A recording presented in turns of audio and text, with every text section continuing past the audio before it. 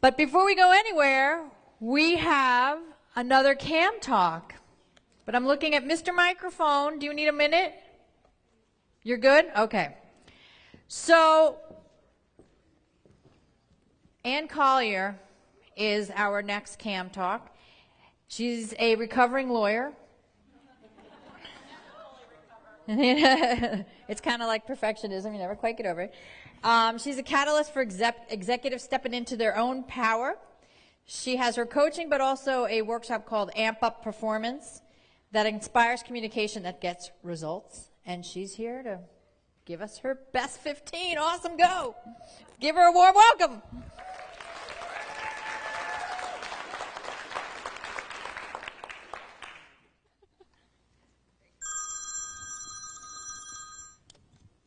Acme Coaching. Great. You want to coach? I'd love to coach you. Great. Football. Football. No, I don't coach football. Thank you.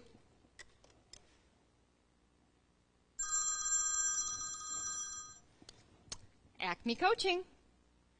Great. I'd love to coach you. You're 6 months pregnant? Wonderful. You want a birthing coach? Yeah, no, I don't do that kind of coaching. All right. I feel like this has been a good day to talk after Eric. The reason that branding is important and the reason that Eric was talking to you this morning is because clients have all sorts of needs, and you have your sweet spot. You want to be able to talk about what your sweet spot is in a way that the client gets it and hires you for that particular sweet spot. In other words, you want to make sure that you're distinguishing yourself from all the other coaches or fish in the bowl. So that when a client is looking to hire a coach, they see you as the one and only person that can meet their needs. So why do you brand? So that you know whether you're going to choose Starbucks or Pete's. These logos mean something. So when you create your own brand, when you're selling the authentic you, people will know why to hire you. So think about a brand. Really, what is it? It's the promise of a consistent experience. It's the concise articulation of who you are and what you offer. It is the authentic you. In terms of selling your services, offering what you offer to the world, it gives you confidence because you're able to articulate what kind of problems you solve. I don't know about you, but I do not know how to solve these puzzles. Most importantly, though, it answers the big why question. Why should someone hire you? Which is the same as why do you do what you do? What drives you to be a coach and to serve the particular set of clients that you serve and that you're drawn to? And importantly, you need to remember that less is more. Ever been to a cocktail party where people just keep talking and talking and talking about what they do, but you're actually really not quite sure what they do? Right. This program, which the first version was developed about 3 years ago, was the consequence of me doing interviews with a group of lobbyists. I know, hard to imagine lobbyists in Washington, D.C., but they were wanting to develop their business. So I was trying to figure out what wasn't working for them. And the key was that they did not know how to articulate what they did. I mean, I asked them what they did. I'm reasonably sophisticated, I think. I was a tax lawyer. I did some lobbying myself. And I still didn't understand how these lobbyists described what they did. Hence the first version of this program, so that less is more when you're talking about your services. So what does this mean? This is a slightly different model than you learned about this morning, but I'm encouraging you all to develop your own messaging pyramid. At the top of the messaging pyramid is why do you do what you do? What drives you? For me, it's that I believe that everyone deserves to have a fulfilling life and career. Second level of the messaging pyramid is how do you accomplish this? How do your clients benefit? Do you give them fresh perspectives? You partner with them? You get results? You're a strategic thinker? And then at the bottom of the pyramid is what you do. It's the examples of each. So there's 5 steps to creating the messaging pyramid and communicating your authentic self. The first step, as you all know, is to establish a powerful mindset. I feel like I don't have to tell you that. The second step is to identify why. Like really get to that core of why you do what you do. The third step is to define your mission, which will incorporate why. And the fourth is to choose a very particular vocabulary. And then finally, build that messaging pyramid and be deliberate about it. So let's look for a minute at establishing a powerful mindset. When it comes to selling your services, to selling you, to actually being vulnerable enough to be authentic, who do you think you are?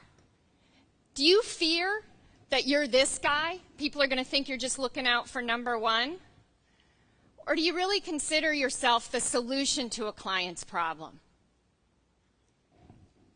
I'm going to let you all guess which one of those guys I'm married to. The second step is identifying why. Why do you do what you do? What drives you? Why do you do this rather than anything else that you could do? Because you're all talented. You could do many things to earn a living. But what drives you? Why do you get up in the morning? And why is why important? It's because when you lead with what, with all the gory details, as I like to say, it's just not that interesting. It's not in a context. Think about Apple Computer. Their marketing is brilliant, as we all know, but think if they sort of did it in reverse. We sell computers, MP3 players, and tablets. Our products are sleek, fun, and easy to use. We think differently. Want to buy one? Think about this. We think differently. Our products are fun and sleek and easy to use. We make MP3 players, pads, computers. Want to buy one? The latter puts it in context. It's got your attention. So then all those details actually make some sense. And you've got to remember that your goal is not to do business with everybody that wants what you offer. In other words, in that more global general sense, coaching. Your goal is to connect with people who want a coach for the reasons that you coach. Why you do what you do. Because people don't just hire you because you're a coach. They hire you because of why you do what you do. That's how you connect with people. Let me share some why examples with you. I live for those aha moments. I believe everyone deserves a fulfilling life and a career. I build leaders. These are things that get coaches up in the morning. Your why statement is going to incorporate your values. Success, joy, integrity, loyalty, winning, that sort of thing. Once you have your why statement, you can go on to defining your mission. So remember, there's a whole bunch of folks that have been to the moon. Their mission was to bring back a piece of moon rock. So you've got to identify what is your piece of moon rock. It's going to incorporate your expertise, how you are the solution to people's problems, as well as who your clients are. Who do you serve best? Who do you connect with? And a mission statement is actually pretty easy to construct, and there are books about it, but let me just give you a basic formula.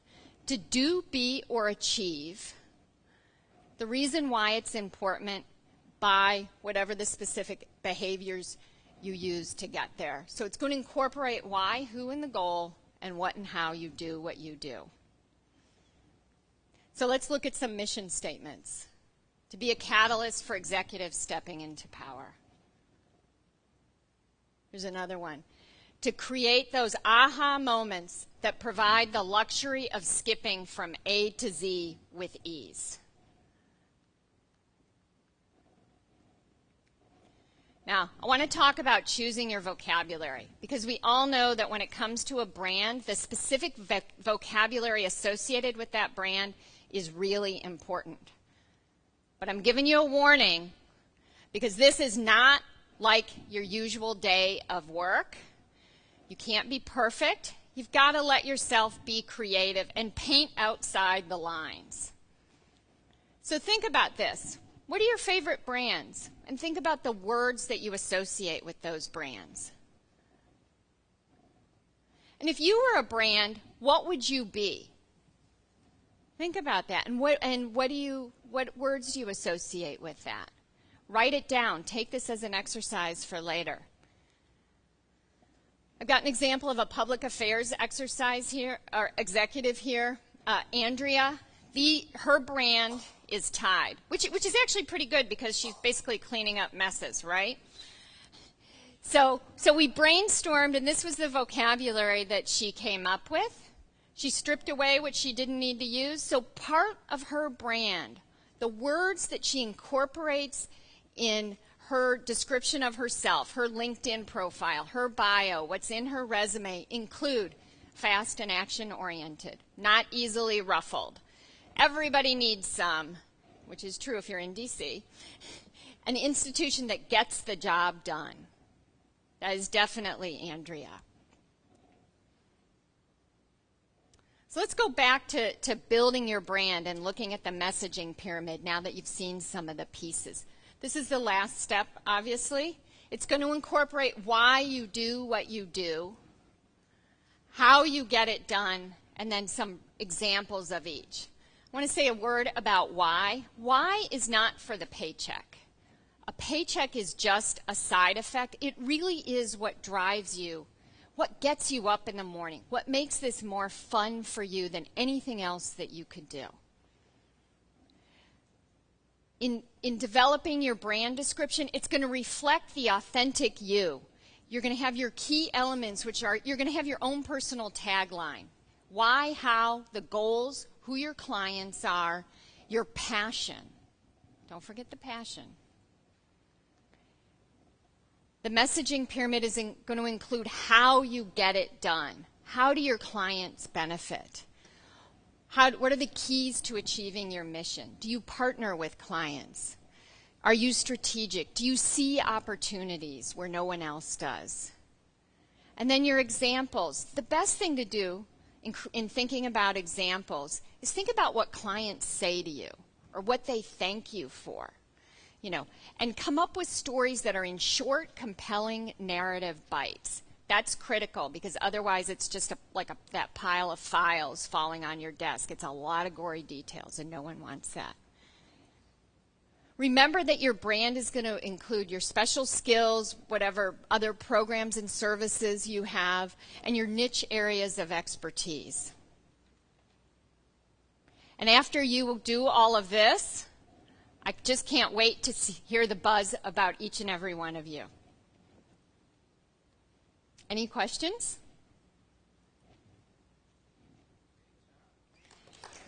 Thank you. There was no timer, so I have absolutely no idea if I was over time, under time. The talk was enough for you? No. I had no mic, no clock. 13 minutes. All right. Well done. Thank you. Thank you. I'm sorry, because we had it on the countdown back there, and we assumed that it was coming up here, but it's not working, just so you know. All right. That's well, all well right. done. Well done. So any questions for Ann? Yes, any questions, please? We have one here. Who do you want to call right now? My husband. Who would you like to have call you? Oh, who do I want to have call me? Yeah. That's what you meant, right? Oh, okay. Oh my gosh. How about Barack Obama? I'd love a call from the White House. He's in San Diego today, just saying. Oh, really? Well, hopefully he's got my cell. Phyllis. I just wanted to make a comment. This was a great takeaway for me. If you were a brand, what would you be? I'm going to be thinking about that all day. Oh. Thank you. Fantastic. Thank you. Thanks for sharing that. Got Tony right here. Tony.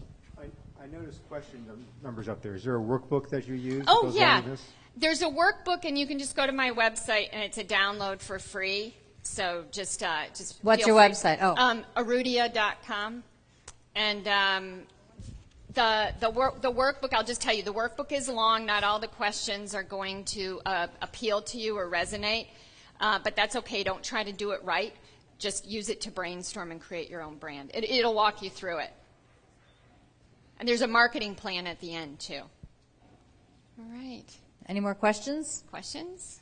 I mean, I know I'm standing between you and lunch, so No, that's a you're tough not, place to actually, because be. there's more to come. So we have one more question. I was just wondering how this might also play into an executive who's trying to get to the next level and can't. Would it be helpful to ask them what type of brand they inadvertently are creating? Oh, I think that's a great question. And just as an aside, I use this technique a lot with people who are not only trying to develop their own business, like lawyers, public affairs executives, coaches, other entrepreneurs, but also people that are internal to organizations so that they can really be deliberate about their brand. And once they see, just asking those questions is great. They'll see it, yeah. All right. It looks like there's a question in the back, yeah? So there was the slide where you had the different branding icons up on the screen, and I thought that your question was somewhere in there about like which brand are you building. I'm wondering if you actually have your clients when you're working on branding look at a variety of different icons and see which one of these are you most like, and then are you pulling words from those brands stylistically? What I do is a great question. What I do is I've got an enormous whiteboard, and I give the clients the workbook ahead of time. And I tell them, I say, okay, the extroverts that I work with tend to not prepare, so don't worry about it, because you want to take the pressure off them to be creative or to get it right, you know. And then the introverts really like to prepare. So they've seen a whole workbook laying it out, so they've already thought about it. But what's interesting to me with the brand is, and actually that's actually a good idea. I may use that if someone's really struggling with it. But I've had people come up with brands like Google, Southwest, which I wouldn't have thought of. Subaru's a good one. A lot of people like Apple. Rolls-Royce, yes. That might be my favorite car one. Although my stepson really likes Ferrari, so, you know, he's 26. What do you expect? But, yeah, that's a good idea. Thank you. Did you guys like the phone? Yes. All right, let's give it up for Ann. Well done. Thank you. Thank you. Can I help you down?